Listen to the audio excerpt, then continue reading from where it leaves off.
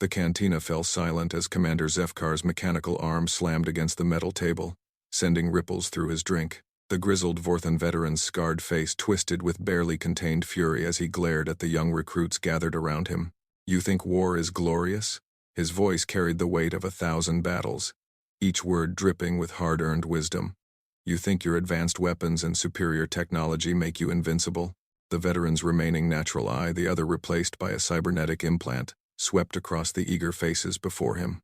Lieutenant Kexmal, barely out of the military academy, straightened his pristine uniform. "Sir, with respect, our fleet analysis shows that humans are primitive. They've only recently achieved faster-than-light travel. Their weapons are crude, projectile-based systems. Their armor is simple metal alloys. How could such a backward species pose any threat to the Galactic Coalition?" The other recruits nodded in agreement. Fresh from their victories against the peaceful Meridian colonies and the technologically inferior Zelkan territories, they believed themselves unstoppable. The Coalition had never faced serious resistance before. Zefkar's laugh was bitter and hollow. "Primitive?" He reached for his collar, pulling it aside to reveal a network of scars that ran deep into his neck. "These are from human claws. Not weapons, boy. Claws. Fingernails that they grew themselves." The recruits shifted uncomfortably. One of them, a cocky Altarian named Vex Tor, scoffed. "You're telling us that humans fought you with their bare hands? Against plasma rifles and energy shields? I'm telling you that humans don't just fight with their hands." Zefkar's cybernetic eye glowed red in the dim cantina light. "They fight with everything. They fight when they're bleeding. They fight when they're dying. They fight when they should surrender. And most terrifyingly of all, they enjoy it." The veteran stood slowly, his movements deliberate and painful. Years of combat had left their mark on his body, but his mind remained sharp as a plasma blade. "Let me tell you about the first time I encountered humans.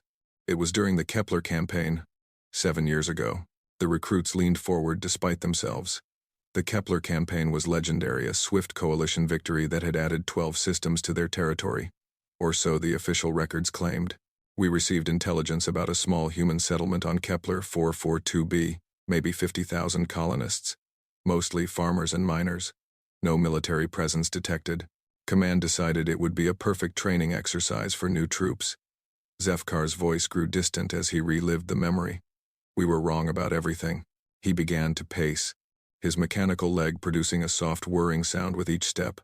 "The first sign that something was different came when we entered their atmosphere. No surrender broadcasts, no evacuation attempts, nothing, just silence." "Maybe they were afraid," suggested another recruit, a young Zelkan female named Shira. "Afraid?" Zefkar barked. "I wish they had been afraid. Fear makes beings predictable." "No, these humans were planning. While we were setting up our landing zones, they were studying us, learning our patrol patterns, identifying our weak points." The cantina owner, a nervous Meridian, approached their table to refill drinks. His hands shook slightly as he poured, clearly recognizing the haunted look in the veteran's eyes. "The first attack came at dawn on the second day," Zefkar continued. "A child no more than 12 years old by human standards walked up to our perimeter checkpoint. She was carrying what appeared to be a simple flower arrangement. A peace offering, we thought. What happened?" Lieutenant Kexmal found himself genuinely curious now. The flowers were rigged with primitive chemical explosives. When the guards got close enough to accept her gift, she triggered the device manually, killed herself and took 3 of our soldiers with her. A child, mind you. Not a trained soldier. A child who chose to die rather than submit. The recruits exchanged uneasy glances. Suicide attacks weren't unknown in the galaxy, but typically came from desperate military units, not civilians. "That was just the beginning," Zefkar said grimly. "Over the next 6 months when Command had told us the campaign would last 2 weeks, we learned what it meant to fight humans." He pulled out a data pad and activated a holographic display. Images of devastating battlefields filled the air above their table. "Look at these recordings. Tell me what you see." The holograms showed scenes of brutal combat.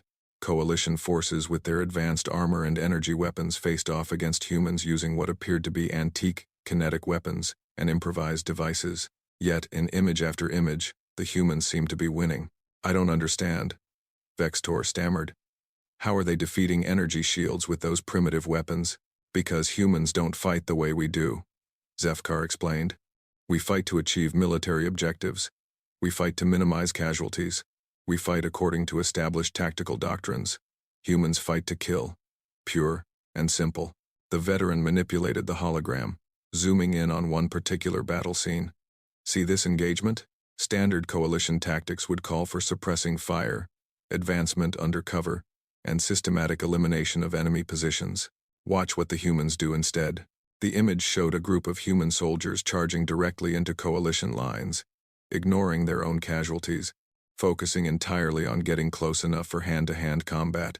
They call it a banzai charge, Zefkar said, an ancient tactic from their homeworld wars, completely illogical by our standards, suicidal, even, but terrifyingly effective against troops who aren't prepared for it.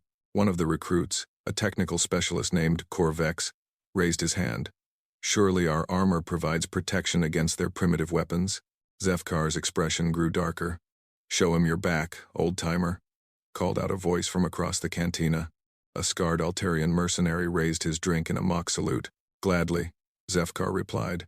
He turned around and lifted his shirt, revealing his back. The recruits gasped in horror. His entire spine was replaced with cybernetic implants, and massive scars crisscrossed his flesh.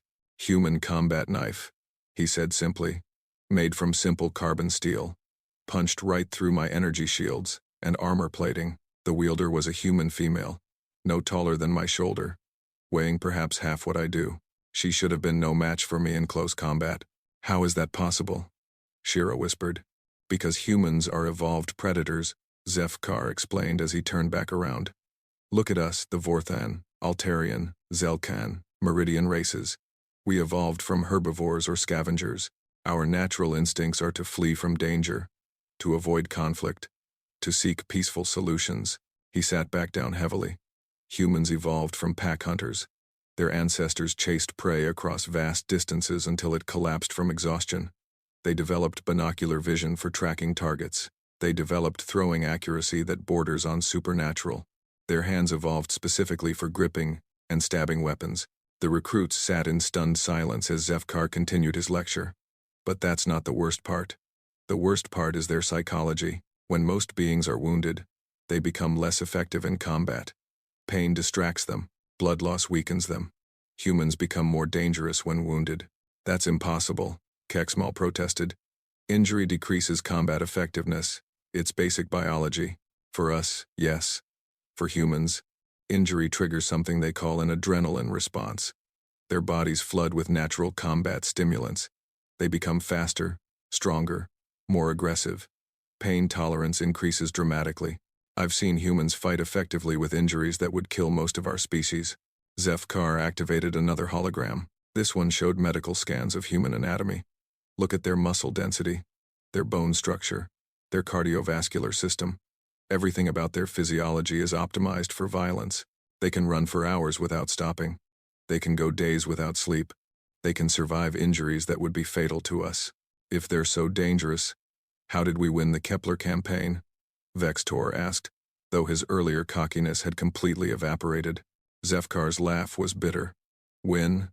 Is that what they told you? We didn't win anything, boy. We negotiated a withdrawal. The recruits stared at him in disbelief. Coalition forces didn't negotiate with primitives. They conquered them. After 6 months of fighting, we had achieved exactly none of our objectives. Our casualties were approaching 70%. Human casualties were even higher, but they didn't seem to care. For every human we killed, 2 more seemed to appear from nowhere. The veteran's cybernetic eye flickered as he accessed old battle records. Command finally authorized the use of orbital bombardment. We turned 3 of their major cities into glass. Know what the humans did in response? None of the recruits answered. They were all too transfixed by the horror story unfolding before them. They launched a counterattack against our orbital platforms, using ships they built from salvaged wreckage and sheer determination. Ships that should have fallen apart the moment they entered space. But human engineers don't follow our safety protocols. They build things that work, consequences be damned. Zefkar stood again and walked to the cantina's main viewport. Through the transparent aluminum, the lights of the space station's docking bays twinkled like stars. We lost 2 destroyers and a cruiser before Command decided that Kepler 442b wasn't worth the cost. But the official reports? Kexmal began. The official reports are propaganda. Zefkar cut him off. Command couldn't admit that 50,000 human farmers had fought the coalition military to a standstill. It would have implications for the entire war effort. The veteran returned to their table and leaned forward, his voice dropping to a whisper that somehow carried more menace than his earlier shouting. But here's the truly terrifying part, the truly horrifying truth that Command doesn't want you to know. The recruits held their breath. We weren't fighting their military. Those weren't trained soldiers defending Kepler 442b. They were civilians. Farmers, miners, shopkeepers, teachers, humans who had never held a weapon before we invaded their world. The silence stretched on for long moments before Shira finally found her voice. What happened to the actual human military? Zefkar's smile was grim and terrible. That, young warrior, is a story for another time. But I will tell you this, if 50,000 human civilians could do that to us, imagine what their professional soldiers are capable of. He finished his drink in one gulp and stood to leave. Take my advice, recruits. When the next wave of the war begins, request transfer to the Outer Rim territories. Fight pirates and smugglers. Raid isolated colonies. Do anything except volunteer for operations against human-held worlds. Why? Vextor called out as the veteran headed for the exit. Zefkar paused at the doorway and looked back one final time. Because humans don't just defeat their enemies, boy. They break them. They take everything you are. Everything you believe about yourself and your superiority. And they grind it into dust beneath their boots. And then, he added with finality, if you're very, very lucky, they let you live to remember it. With that, Commander Zefkar limped out into the station's corridors, leaving behind a group of suddenly much less enthusiastic young warriors. The cantina remained silent for a long time after his departure, the only sound the soft hum of the life support systems and the distant thrum of the station's engines. The recruits stared at their drinks, each lost in their own thoughts about what they had just heard. Outside the viewport, a human merchant vessel was docking at one of the station's commercial berths. Its hull was scarred and patched, obviously old and heavily used, but it had made the journey across the galaxy, carrying its crew safely through the dangers of deep space. Just like its builders, the ship looked primitive and crude. But also like its builders, it was clearly much more dangerous than it appeared. 3 days had passed since Commander Zefkar's warning in the cantina, and the young coalition recruits found themselves unable to focus on their duties. The veterans' words haunted their thoughts, contradicting everything they had been taught about human capabilities and the official accounts of the Kepler campaign. Lieutenant Kexmal made a decision that would change everything. Using his security clearance, he accessed the classified military databases, searching for the real records of the human conflicts. What he found made his blood run cold. The Kepler campaign wasn't the only engagement with humans that had been misrepresented. There were dozens of encounters, each one ending with coalition forces retreating or negotiating withdrawal agreements that were then presented to the public as victories. More disturbing still were the intelligence reports about human military capabilities. The files painted a picture of a species that shouldn't exist, warriors who seemed to thrive in the chaos of combat, who became more effective under stress, who viewed death not as defeat but as an acceptable price for victory. Kexmal gathered the other recruits and presented his findings. Together, they sought out Zefkar, finding him in the station's observation deck, staring out at the stars through the massive transparent dome. Commander, Kexmal approached carefully. We need to hear the rest of your story. About the human military. Zefkar didn't turn around immediately. When he finally faced them, his expression was resigned, as if he had been expecting this moment. Sit down, he said quietly. This will take a while. The recruits arranged themselves on the observation deck's benches. The dome above them showed the infinite expanse of space, stars twinkling like distant promises of adventure. Soon, those same stars would seem much more threatening. The Battle of Proxima Station. Zefkar began. That's where I first encountered actual human military forces. Not civilians defending their homes, but professional soldiers trained for war. He activated his personal data pad, and holographic displays filled the space around them. Unlike the chaotic battlefield scenes from Kepler, these showed organized military formations and sophisticated tactics. Proxima Station was a coalition logistics hub, Zefkar explained. critical for supplying our fleets in 3 sectors.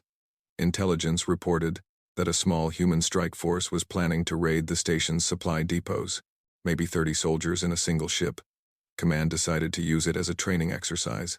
Vexus Tor, still recovering from the revelations of the previous days, asked hesitantly, how many coalition troops were defending the station? 3,000, Zefkar replied, plus automated defense systems, shield generators, and a squadron of patrol fighters. We thought we were setting a trap. The hologram showed Proxima Station in detail, a massive structure bristling with weapons and protected by multiple layers of defenses. It looked absolutely impregnable. The attack began at 0347 hours, station time.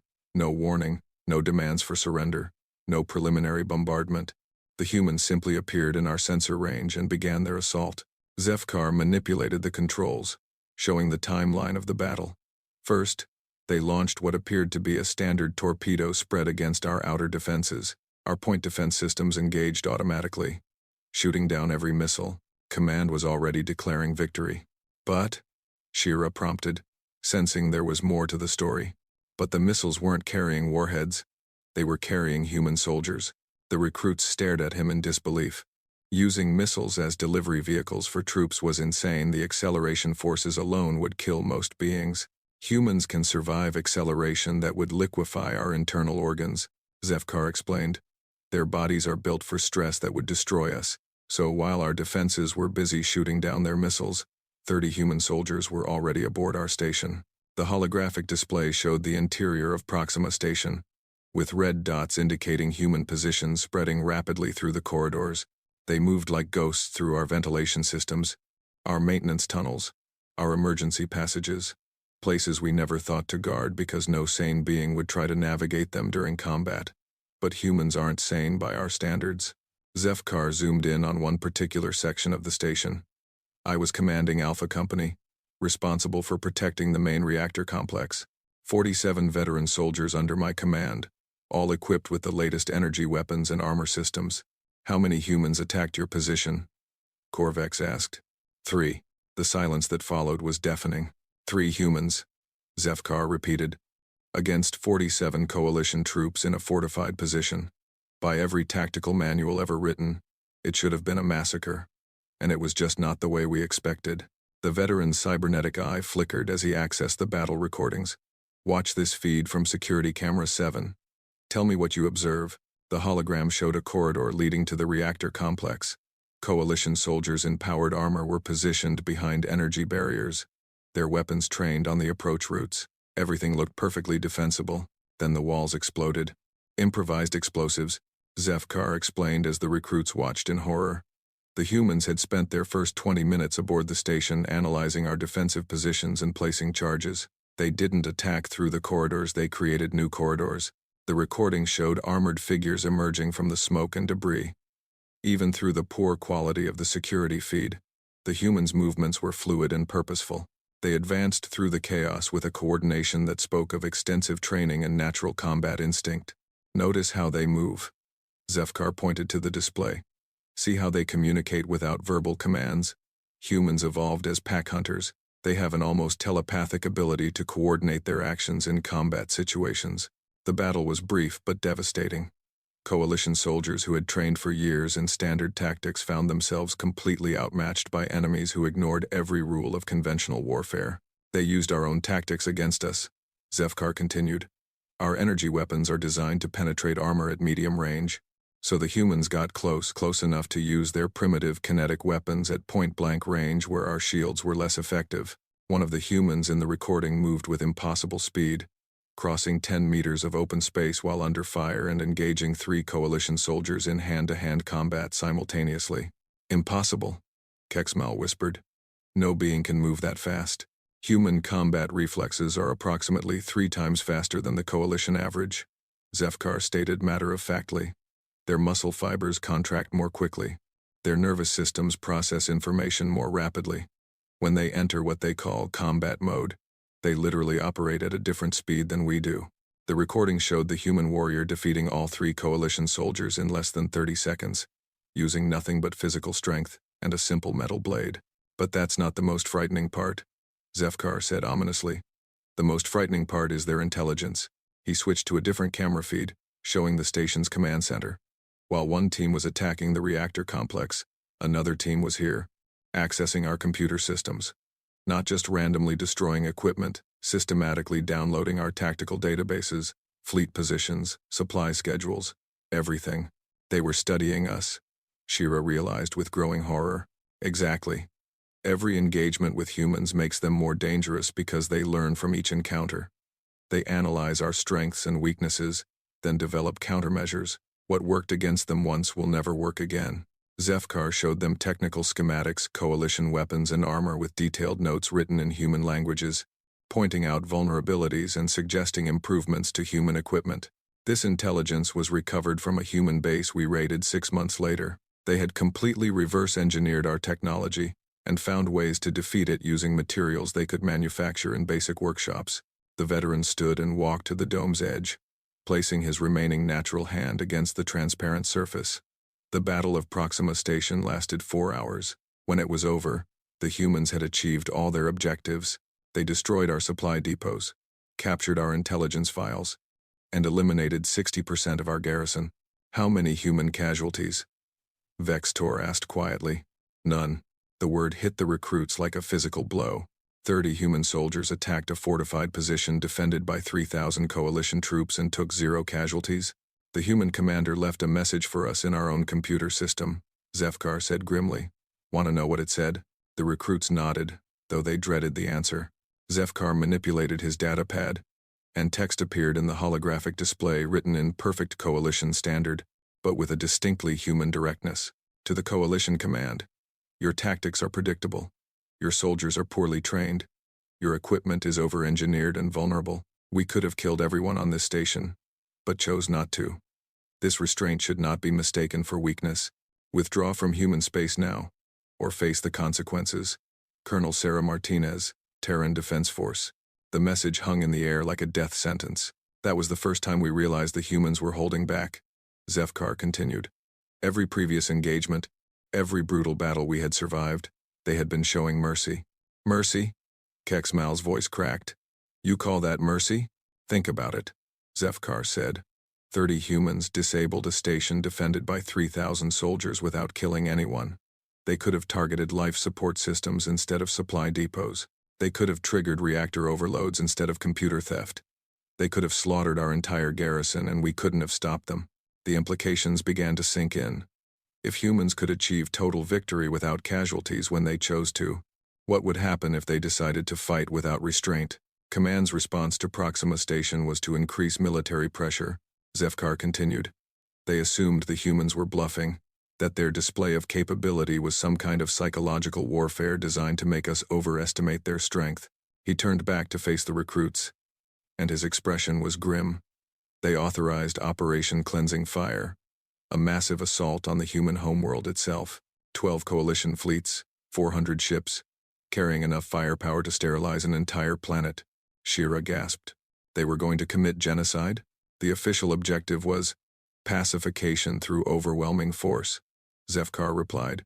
But yes, the plan was to eliminate human civilization entirely. Command believed that humans were too dangerous to be allowed to exist. The veteran activated a new set of holographic displays, showing the fleet formations and battle plans for Operation Cleansing Fire. The scope was massive, the largest military operation in coalition history. I was assigned to the flagship as a tactical advisor. My experience fighting humans made me valuable for the operation planning. For months, we prepared every detail of the assault. What happened? Korvex asked, though his voice suggested he already feared the answer. We learned why humans call their homeworld Earth instead of paradise or haven like most species do, Zefkar replied. Earth is a death world by galactic standards. Extreme weather, massive predators, geological instability, toxic plant life. Humans didn't evolve on a garden world, they evolved in hell. The holographic display showed images of Earth from coalition reconnaissance satellites. Massive storm systems covered entire continents.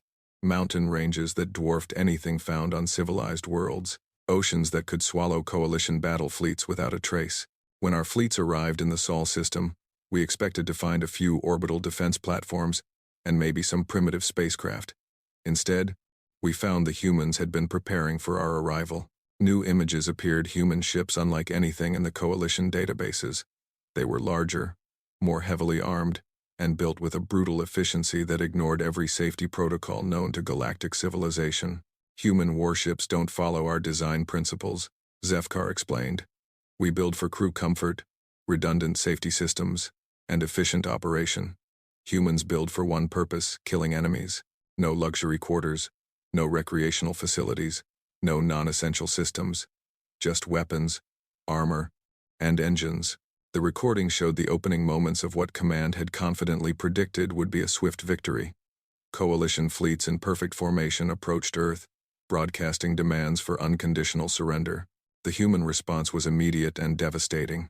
They didn't even wait for us to finish our transmission, Zefkar said. The moment our lead ships entered weapons range, they opened fire with everything they had. The battle was unlike anything the Coalition had ever experienced. Human tactics were aggressive to the point of seeming suicidal. Their ships charged directly into Coalition formations, trading damage at close range where their kinetic weapons were most effective. Look at this engagement sequence. Zefkar highlighted one particular battle. A single human cruiser against 3 Coalition destroyers. By every tactical analysis, the human ship should have been destroyed in minutes. Instead, the recording showed the human vessel ramming one Coalition ship while simultaneously firing on the other 2. All 4 ships were destroyed in the collision, but the humans had achieved a favorable exchange ratio while outnumbered 3-1. They turned their own ships into weapons. Shira whispered in awe and horror. Ramming attacks are considered barbaric by galactic standards, Zefkar noted. But humans don't care about galactic standards. They care about winning. The veteran manipulated the display to show the battle's progression. Despite their initial confidence, Coalition forces found themselves steadily losing ground to the seemingly suicidal human tactics. After 18 hours of combat, Admiral Corksvell ordered a tactical withdrawal to regroup and reassess the situation. We had lost 60 ships and achieved none of our objectives. But surely with 12 fleets, the Coalition still had overwhelming superiority? Keksmal asked desperately. Zefkar's smile was bitter.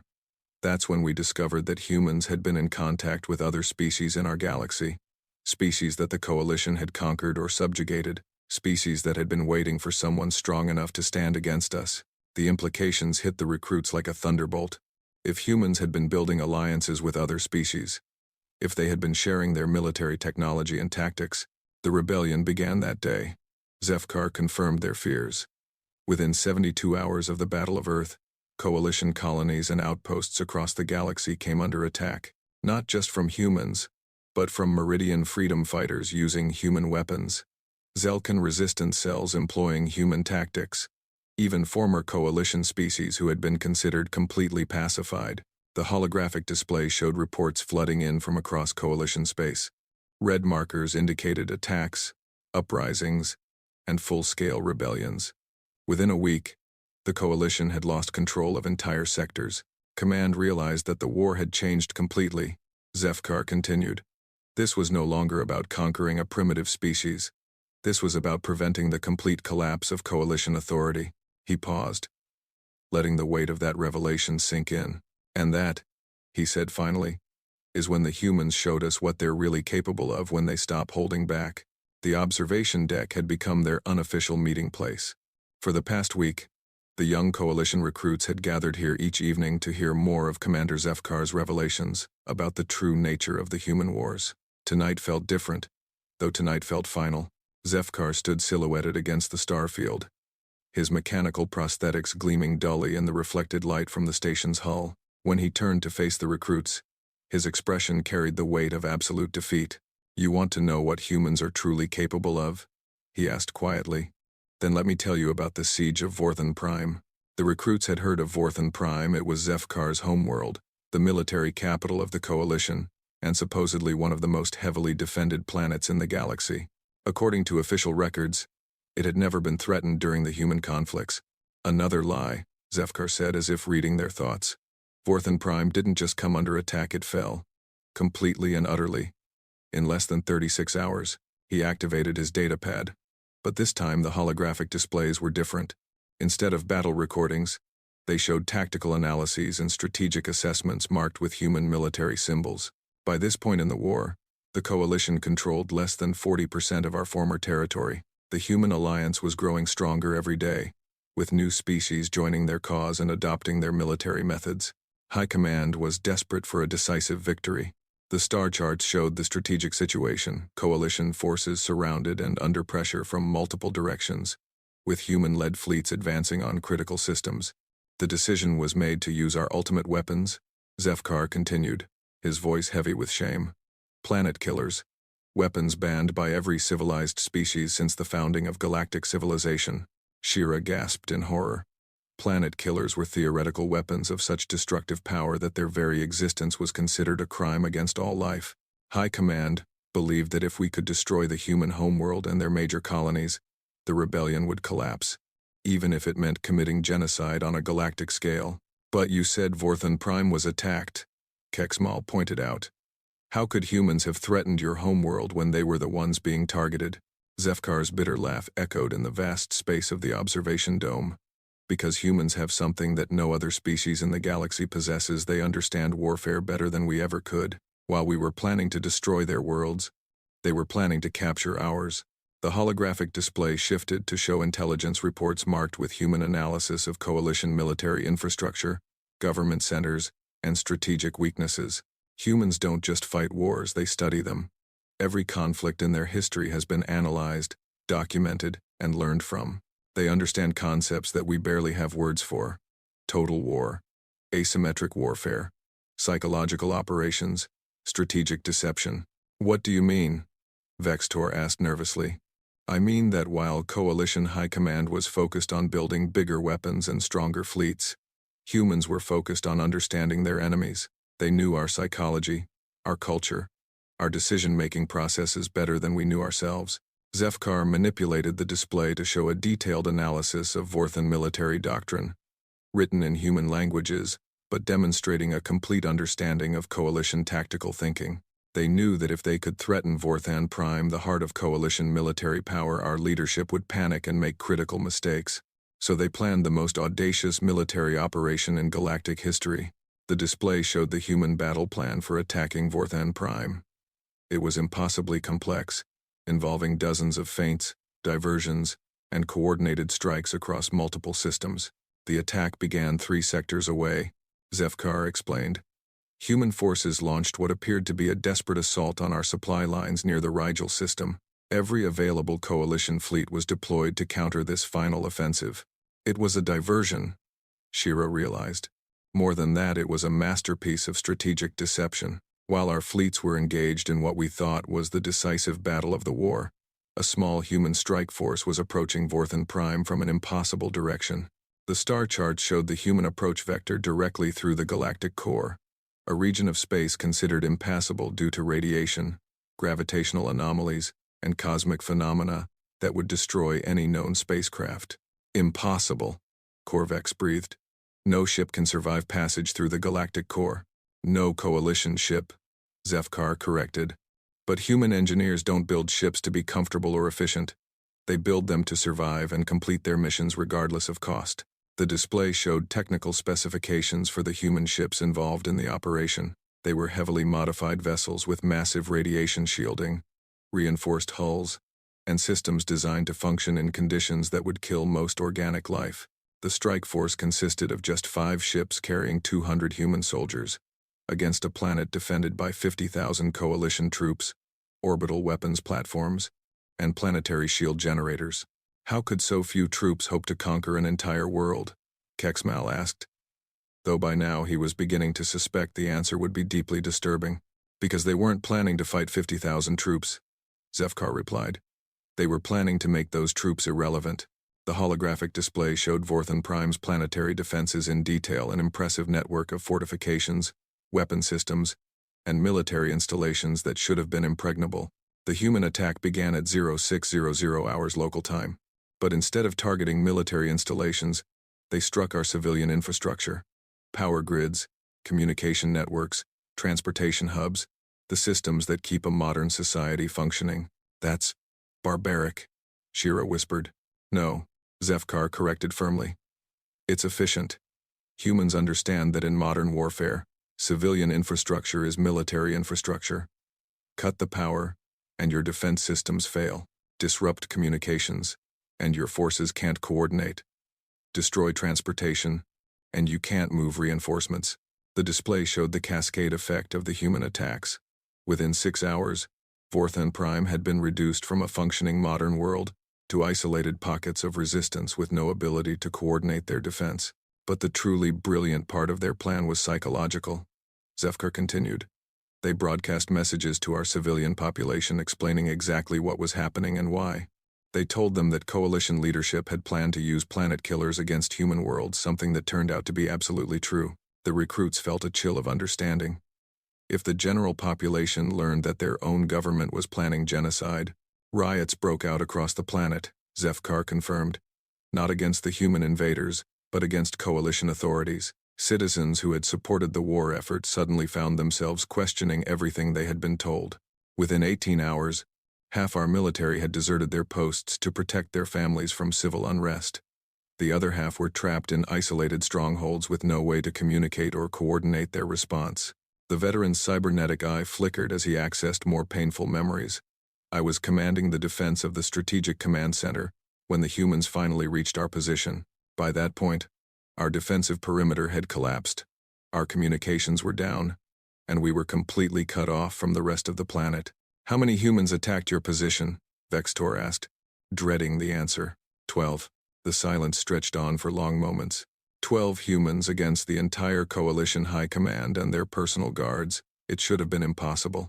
The display showed the final battle security footage from inside the Strategic Command Center itself. Coalition officers in their finest uniforms, surrounded by elite guards in powered armor, facing a small group of humans in simple combat gear.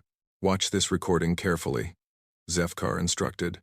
Notice how the humans move, how they communicate, how they adapt to changing circumstances.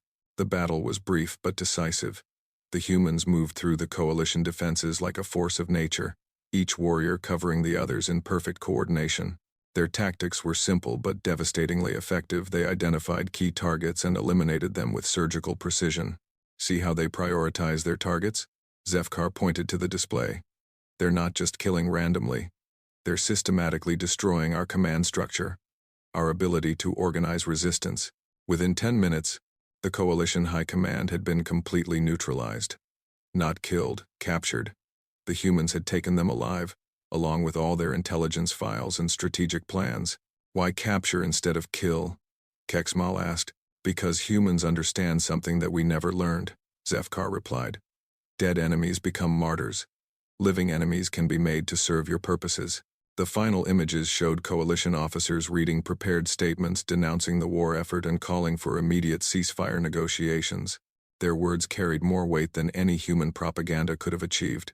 The war ended that day, Zefkar said quietly. Not because the coalition was completely defeated, but because our own leaders publicly admitted that continuing the conflict would result in the extinction of multiple species. He deactivated the display and turned back to the starfield beyond the dome. The peace negotiations took place on Earth itself. Coalition representatives were treated with courtesy and respect, given comfortable accommodations and excellent food. But they were also given tours of human industrial facilities, military academies, and research centers. What did they see?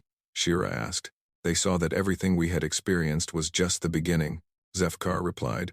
The humans we had fought were their peacetime military volunteers and career soldiers, but Earth has something called universal conscription. In times of total war, every human becomes a soldier. The implications were staggering. If professional human soldiers could achieve such devastating victories, what would happen if the entire human population was mobilized for war? The peace treaty was signed within a week. Zefkar continued. Complete coalition withdrawal from human space, reparations for damages caused, and most importantly, a mutual non-aggression pact that guaranteed no future conflicts between our species. But why? Vextor asked desperately. Why show us mercy after everything we did? Zefkar turned back to face them, and for the first time since they had known him, his expression held something other than bitterness and pain. It held something that might have been respect. Because humans understand something that the coalition never did. They know that the purpose of war is to achieve political objectives, not to simply destroy enemies. They wanted peace, not conquest. They wanted to be left alone to build their civilization without interference. So the war ended because they chose to let it end? Exactly. Every human victory could have been followed by systematic extermination of coalition forces. Every captured world could have been stripped of resources and population. But humans chose restraint because their goal was peace, not dominance. The recruits sat in stunned silence, absorbing the full implications of what they had learned. The coalition had not just lost a war, they had been completely outclassed by a species they had considered primitive. "There's one more thing you need to understand," Zefkar said finally. "Something that Command will never officially acknowledge, but that every veteran knows to be true." He paused, making sure he had their complete attention. "Humans are still holding back. Everything I've shown you, every demonstration of their capabilities, they're still showing restraint. Because they know that if they ever fought at their full potential, there would be no survivors to remember the lessons." The observation deck fell silent except for the distant hum of the station's systems. Outside the dome, the stars continued their eternal dance. But somehow they seemed different now, more dangerous, more uncertain. "What do we do with this knowledge?" Kexmal asked eventually. "You remember it," Zefkar replied. "You remember that the galaxy is vast and full of species we don't understand. You remember that technological superiority means nothing without wisdom. And most importantly, you remember that the strongest predators are often the ones that choose not to hunt." He gathered his datapad and prepared to leave, but paused at the dome's exit. "There's going to be another war," he said with certainty. "Not with humans, they've learned to avoid us, and we've learned to avoid them. But someone else will challenge the coalition eventually. Some species that thinks our technology makes us invincible. When that happens, remember this lesson. It's not the weapon that makes a warrior dangerous. It's the mind that wields the weapon. And in that regard, humans are the apex predators of the galaxy." As Zefkar limped away into the station's corridors, the recruits remained in the observation deck, staring out at the infinite expanse of space. Somewhere out there, beyond their sight, human ships were traveling between the stars, carrying their crews safely through the dangers of deep space. Those ships looked crude and primitive compared to coalition vessels, but appearances, they now knew, could be devastatingly deceptive. The recruits had learned the most important lesson any warrior could learn. Respect your enemies, understand their capabilities, and never mistake mercy for weakness.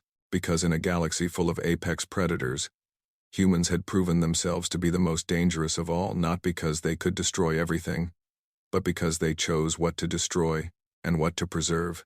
And that choice, that restraint, that wisdom in the application of overwhelming force, that was what made them truly terrifying.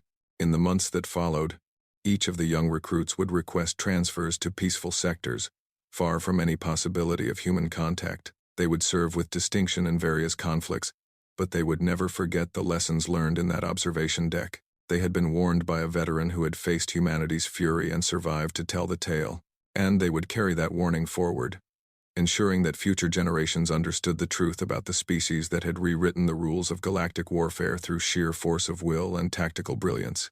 The humans were out there, building their civilization among the stars, and as long as they were left in peace, the galaxy would remain stable. But heaven help anyone who mistook their restraint for weakness, their mercy for fear, or their desire for peace as an inability to wage war. Because in the depths of space, apex predators still roamed. And the most dangerous ones were the species who had evolved beyond the need to prove their strength through constant violence. The humans had learned to choose their battles, and that, more than any weapon or technology, was what made them the most formidable force in the known galaxy.